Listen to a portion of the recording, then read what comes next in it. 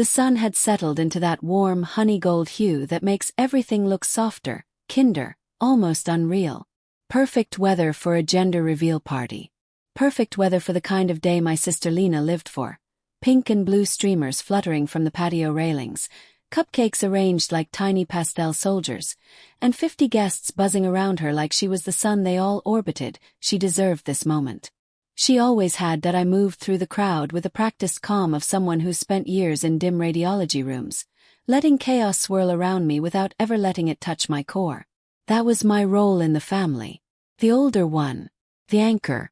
The one who didn't break across the yard. Lena spotted me and lit up like her happiness was something living, something glowing. She waddled over. 8 months pregnant and still somehow weightless. "Maeve, you're finally here. I saved you something." She pressed an envelope into my hand like it was treasure. "It's the latest ultrasound," she whispered. "I know you'll understand it better than anyone." I smiled, even though something inside me tightened.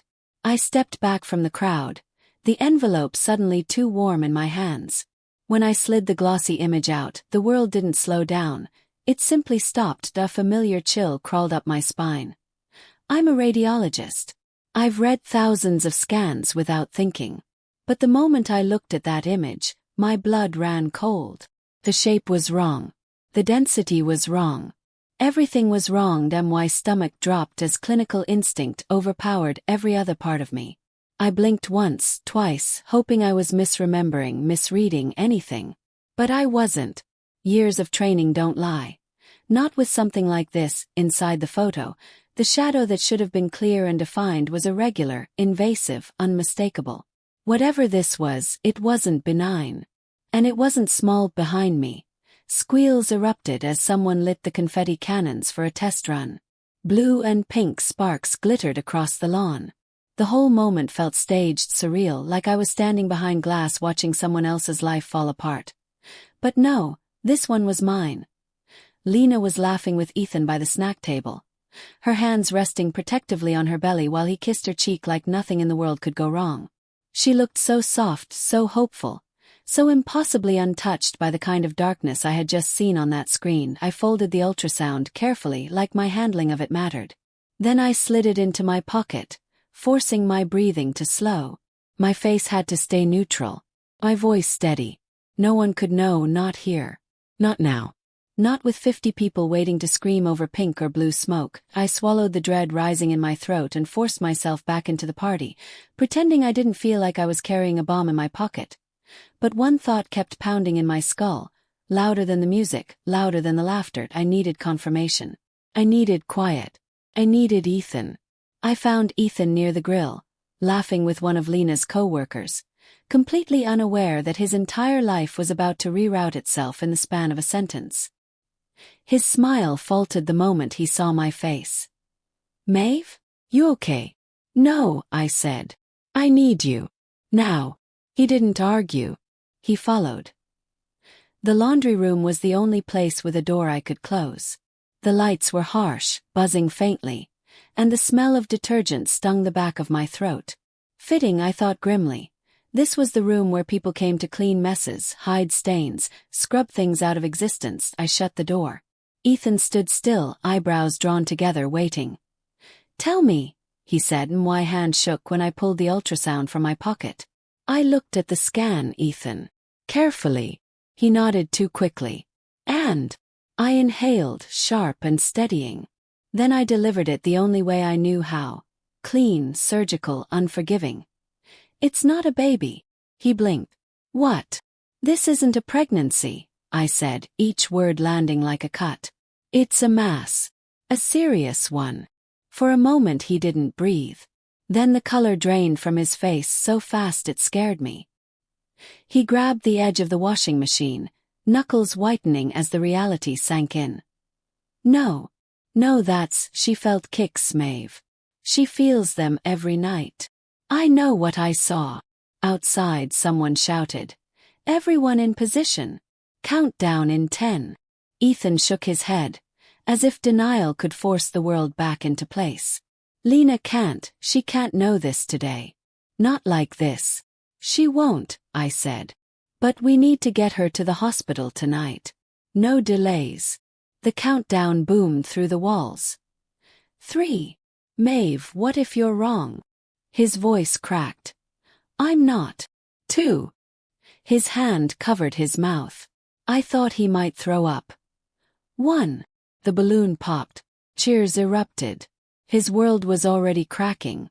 Mine had shattered hours before. Pink confetti rained somewhere beyond the door, proof that the universe had a twisted sense of timing. Lena's dream moment unfolding at the same second, her future bent toward something far darker. Ethan pressed his palms to his eyes. How do we get her out without causing a scene? Say she's dizzy. Say she needs air. I'll support it. The door jerked open suddenly. My mother stood there, suspicious. What are you two whispering about? I didn't blink. Ethan spilled juice on his shirt. I'm helping him clean it before pictures. She eyed us, accepted it, and left. Ethan exhaled shakily. Okay. Tonight. We stepped back outside. We returned to the yard. Lena rushed toward us, pink confetti tangled in her hair, a soft glow on her face that nearly broke me. Lena didn't question us at first. She trusted too easily. Always had. When Ethan told her she looked pale and maybe the heat was too much, she blinked in confusion, one hand instinctively covering her belly. I feel fine, she said softly. I forced a smile. Let's just get you checked, okay? Better safe. She hesitated, glancing back toward the backyard where guests were still laughing, scooping confetti off the lawn. But the cake? We'll bring you a slice, Ethan said, voice tight. She nodded, still puzzled, and let us guide her toward the car. She waved through the window as Ethan pulled onto the street, unaware she was waving goodbye to the version of her life she thought she had. The moment we turned the corner, I pulled out my phone. Harper, it's Maeve, I said as soon as she picked up. We're coming into Lakeside ER. I need an ultrasound room ready. It's urgent. Harper Lang, my friend, one of the best OB radiologists in the state, didn't ask questions. I'll meet you there. The drive felt endless. Lena hummed under her breath, rubbing her belly. She's quiet today, she murmured. Probably tired from all the excitement. I stared out the window so she wouldn't see my face. When we arrived, Harper was already waiting. The moment she saw the printout I handed her, her shoulders stiffened. She didn't say anything. She didn't have to. We got Lena into a gown. She shivered, though the room wasn't cold. Ethan held her hand. I stood near the monitor, heart thudding in sync with the machine's low hum. Harper began the scan. Seconds passed. Too many seconds. Lena watched Harper's face, hope turning into dread. Why isn't it making noise? She whispered. The heartbeat. Where's the heartbeat? Harper inhaled slowly. Lena. This is not a pregnancy. Silence. Then she didn't scream. She didn't collapse dramatically or lash out. She just folded like someone had pulled the bones out of her. Ethan caught her before she slid off the table, his own voice breaking. No, baby, stay with me. Harper wiped her eyes once discreetly. There's a solid ovarian mass. Large. We need surgical intervention. The door opened and Dr. Rowan Blake stepped in, head surgeon, calm under pressure. He examined the scan quickly and nodded. We're prepping an OR right now. The mass is pressing against major vessels. We need to move fast. Lena stared at the ceiling, tears slipping sideways into her hairline. I talked to her, she whispered. I read to her every night. Bought clothes. I felt her kick. Her voice shattered. How can she not be real? I stepped closer, reaching for her hand. That's when she looked at me. Really looked at me. You knew, she breathed. At the party. You knew. I didn't lie. I suspected. I didn't want to scare you until we were sure. She closed her eyes. Don't let them get away with it, she whispered, voice barely there. Please. They wheeled her toward surgery. I stood frozen, the weight of her words settling like stone in my lungs. If this story is hitting close to home, stay with me. What comes next shows why fighting back matters. When Dr. Blake finally stepped out, mask hanging around his neck, I braced myself. The surgery went better than any of us dared hope.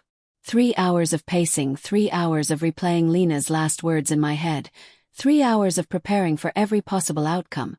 And then Dr. Blake stepped into the hallway with exhaustion in his eyes but relief softening the edges. "She's stable," he said. "The mass is out.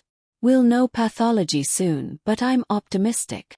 I didn't breathe until I saw her in recovery, pale and fragile, but alive. 2 days later, pathology confirmed it. Benign. Tumor, yes, large and dangerous, but not malignant. Not fatal. Not the nightmare it could have been. Ethan wept into his hands. I stood very still so I wouldn't break. But relief didn't erase the grief. It only made space for it. The first week was the hardest. Lena moved slowly, speaking in barely their whispers. Her gaze often drifting to the bedside drawer where the tiny baby onesie still lay folded. She never opened it, but she never asked us to remove it either. We brought in Dr. Elise Warren, a reproductive trauma therapist with a quiet voice and a way of sitting that made people feel less alone in their pain. She didn't push. She didn't prod. She simply sat with Lena in the silence until the silence became something Lena could breathe in without drowning. Healing looked different every day. Sometimes Lena talked. Sometimes she cried. Sometimes she stared out the window for hours. It wasn't until the 8th day, when I brought her soup and set it carefully on her lap, that she finally looked up at me with a clarity I hadn't seen since before everything fell apart. "Maeve," she whispered. "Yes." She swallowed, eyes trembling. How many women did they lie to? The question hit me so hard I had to sit down. Low. Controlled. But inside, something sharp and hot tore open. The question lodged in my chest like shrapnel. I couldn't fix the past, but I could stop the people responsible. That night, after Lena drifted to sleep, I opened my laptop and typed the name of the clinic printed on her appointment card. Nest and Bloom Imaging. First glance, it looked harmless. Soft pastel colors, dreamy fonts, photos of glowing parents holding glossy keepsake ultrasound pictures. They weren't a medical facility but a boutique experience, offering 3D and 4D images, gender reveal packages, and bonding sessions. But something was missing. Actually, many things were missing. Nowhere on the site did it list licensed sonographers. No supervising physician. No medical disclaimers. No warnings. No boundaries. Just promises. I kept digging. Buried at the bottom of the page, hiding under excessive scrolling, were negative reviews. Comments about scans that didn't match later medical ultrasounds. Gender reveal mistakes. Heartbeat recordings that weren't real. Missed abnormalities. Then there were the personal posts on baby forums. A woman whose twins never existed. A father whose baby girl had been pronounced healthy by Nest and Bloom 3 weeks before the radiologist ultrasound found a fatal defect. A mother who felt kicking for months before learning there was no fetus at all. Patterns. Consistent. Disturbing. What I found next proved this wasn't just about my sister. This was systematic. And suddenly Lena's quiet question wasn't a whisper anymore. It was a mission. I contacted these families one by one. I thought contacting the first family would be the hardest. It wasn't. The hardest part was realizing how quickly the pattern surfaced. Like the truth had been waiting for someone to tug the first thread. I started with the earliest negative review I'd found. She answered on the second ring, her voice thin, wary. "I don't want to relive it," she said. "You don't have to," I replied. "Just tell me what you wish someone had told you sooner." There was a long silence before she began. Jenna had gone to Nest and Bloom at 20 weeks. They told her everything looked perfect. Beautiful spine, strong heart, no worries. They sent her home with pink confetti and a video of a heartbeat that wasn't even her child's. Her real OB appointment came 2 weeks later. Her daughter had multiple congenital defects. "They told me she was perfect," Jenna whispered. "They told me to stop worrying." I listened. Her baby lived 20 minutes after birth. I wrote down every word. Lauren didn't cry. She spoke like someone who'd had to go numb to survive. Nest and Bloom said she was having a boy. Clear as day, they'd claimed. She painted the nursery blue. Chose a name. Had the party. Then, at her 20-week anatomy scan, she learned she wasn't only carrying a girl. Her baby had a chromosomal disorder Nest and Bloom never detected. They told me she was healthy, Lauren said. They didn't even know what they were looking at. His voice cracked the moment he recognized my intent. They told us everything was fine, he said. They said my wife's cramping was nothing. Normal. Their word. It wasn't normal. It was the start of a placental abruption, something any trained sonographer would have flagged instantly. Michael lost both his daughter and nearly his wife. He didn't raise his voice, but the grief in his silence hit harder than any anger could. Amber took the longest to answer my message. When she finally called, her voice shook. They said they saw a sac, she whispered. They told me to relax. She didn't have an intrauterine pregnancy at all. She had an ectopic pregnancy. And Nest and Bloom missed it completely. 48 hours later, her fallopian tube ruptured. She survived only because her roommate found her unconscious and called 911 night after night. I stayed up gathering everything. Screenshots, medical reports, timelines, chat logs, printed keepsake images Nest and Bloom had handed out like souvenirs of a life that didn't exist. The folder on my desktop grew until it felt heavier than anything I'd carried at the hospital. When I finally contacted Daniel Reeves at the State Medical Board, he sighed the moment I said the clinic's name. We've been monitoring places like this, he admitted. But unless families come forward, our hands are tied. Document everything. Every case matters. So I did. Then I reached out to Talia Grant, an investigative journalist known for ripping the masks off polished lies. She didn't even wait for me to finish explaining. Send me everything, she said. This needs daylight. For the next 2 days, I compiled everything into a single timeline. Victims, dates, misdiagnoses, outcomes. When I zoomed out, the pattern formed a map of negligence that was impossible to ignore. If you've ever felt dismissed by someone who should have known better, you'll understand why what happened next had to happen with evidence in hand. She drafted a segment for the evening news. But before it aired, Daniel arranged a coordinated visit to Nest and Bloom. An official shutdown. Daniel Reeves didn't waste time. 2 days after Talia submitted her segment draft, he called me at 7:14 a.m. We're going in today, he said. Bring your documentation. We want you there. Nest and Bloom sat in a renovated craftsman house. Soft lighting, pastel walls, a curated scent of lavender meant to mimic serenity. But once you knew the truth, the place felt like what it really was. A theater of motherhood built on deception. We arrived as a coordinated force. 2 medical board officials, 1 state investigator, Daniel, Talia's crew, and me. Candace Doyle, the owner, stood behind the counter in a rose-colored blazer, her smile bright and brittle. Can I help you? She asked, voice sugary. Daniel handed her the notice. Effective immediately. Nest and Bloom Imaging is under investigation for practicing diagnostic imaging without certification and causing medical harm. Candace's smile froze. What? Well, No, we're a keepsake studio. Parents love what we do. They love what they think you do, I said, stepping forward. What you actually do is lie. Her eyes snapped to mine. You're Maeve, right? The radiologist's sister. Your case was unfortunate. But misunderstandings happen. For the first time, fear flickered in her eyes. This is ridiculous, she sputtered.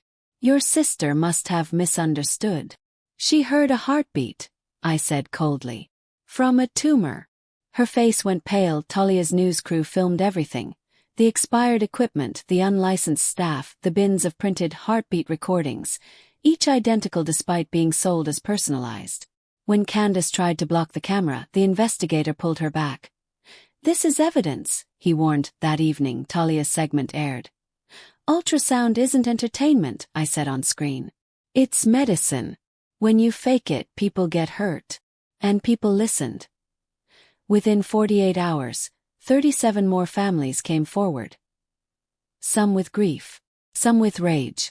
All with stories that fit the pattern. That's when Marissa Cole, a malpractice attorney with a reputation for dismantling predatory businesses, took the case. We're filing a consolidated suit, she said. This isn't negligence. It's fraud. The trial took months. Candace sat at the defendant's table each day. Her perfect curls losing their bounce, her arrogance deflating into something brittle and sharp. She avoided my eyes but couldn't avoid Lena's. Lena testified on the third morning. She walked slowly, still healing in ways none of us could see. When she sat down, she looked directly at the jury. "I loved a baby who never existed," she said softly. "Because they told me to. 'Cause they made me believe. And when something was wrong, they told me everything was right." Candace flinched. The jury deliberated for 3 hours. They returned with a unanimous verdict. When Candace's hands were cuffed, she finally looked at me. Eyes wide, mascara running, the fantasy she built collapsing around her. Only then, only when justice had a face and a sentence, did I let myself breathe. Lena squeezed my hand. "You kept your promise," she whispered. Lena's recovery wasn't linear. Healing didn't arrive all at once for Lena. It came like weather. Unpredictable, shifting, breaking and clearing in cycles that made no sense until you stepped back far enough to see the seasons. Some mornings she woke steady, making breakfast with quiet music in the background. Some mornings she couldn't get out of bed. Ethan changed too. The experience softened him, rounded the edges of a man who used to barrel through life without pause. He became gentler with Lena, more present.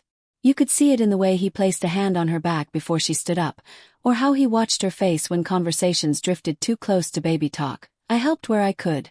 Rides to therapy, late-night calls, sorting medical paperwork, or just sitting on the couch with her while the TV played softly in the background.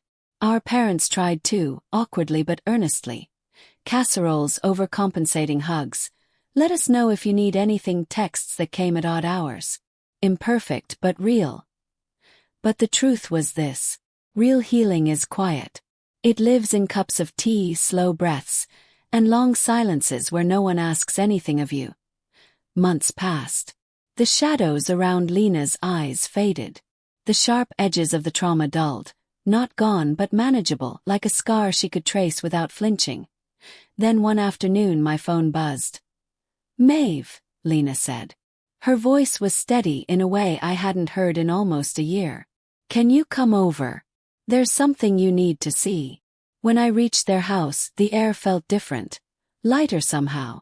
Ethan opened the door, eyes bright in a way I hadn't expected. Lena stood in the living room holding a tiny bundle wrapped in soft yellow. A baby my breath caught.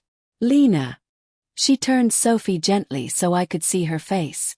Dark eyes blinked up at the room like she was still deciding whether she belonged here. "This is Sophie," Lena whispered. "We finalized the adoption this morning." I swallowed hard. "She's beautiful."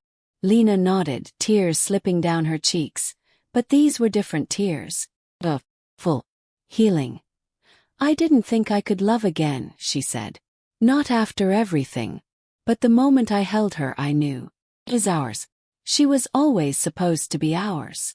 Ethan wrapped an arm around both of them, and for the first time in a long time, peace settled in the room like a warm blanket. I sat with them quietly, watching Sophie curl her tiny fingers around Lena's, and in that moment, it was clear.